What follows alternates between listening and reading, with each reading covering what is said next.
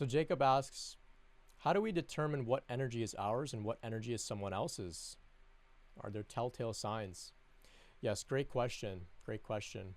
So for empaths, those who are energetically sensitive to other people's, you could say their emotions, their pain, as well as their joy, and we're all empathic to a certain degree. We all pick up on other people's auras and energy and whatnot. You know, you hang around a depressed person, you kind of feel something's wrong. You hang around somebody's excited, you feel it. Our energy is always radiating. And when we're very, very skilled at picking up nonverbal cues, facial expressions, prior to the conscious level. So this happens on a very rapid level, that we're able to be sensitive to other people's moods. And this can, of course, you know, affect our own mood. Babies are skilled at this because they don't know language, right? They know body language, though. They know facial expressions. So anyway, so how do we know when we go out in public or we're interacting with a friend and we're picking up on something like, say, something really intense in our body, a negative emotion, uncomfortable emotion, sadness? We can have this question: is this my sadness or is it their sadness? You know,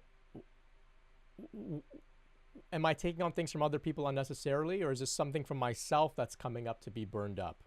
So this is a great question that you can ask, and just asking that question can bring you some insight. And you can say, you know what, I don't really think this is mine. It only happens when I'm around this person. Okay, maybe it's that.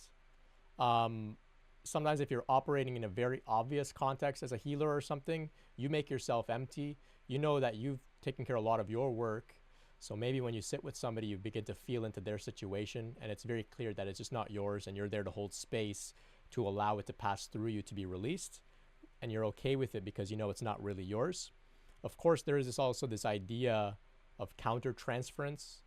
When you're working with somebody, either even if it's your friend, you can, you know, if they're talking to you about their bad breakup and you start getting feelings in your own body that's reminiscent of your bad breakup that maybe happened years prior.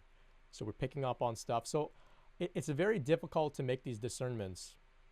Ultimately, what I say is that it doesn't matter. If something is passing through your system, whether it's yours or it's another's, the process, the practice, the protocol is the same. We sit with it. We don't push it away. We don't judge it. We don't resist it.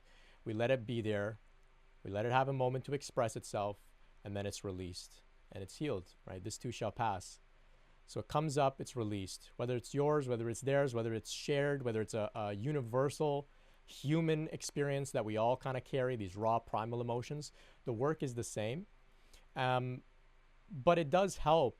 So I do see where you're coming from. It does help to discern, because that can also help us to maintain a balance between, you know, if you're very sensitive and you keep going out in the world and you keep getting all these emotions being, you know, bombarded towards you, you know, okay, I need to take a break. I'm taking on too much stuff from other people.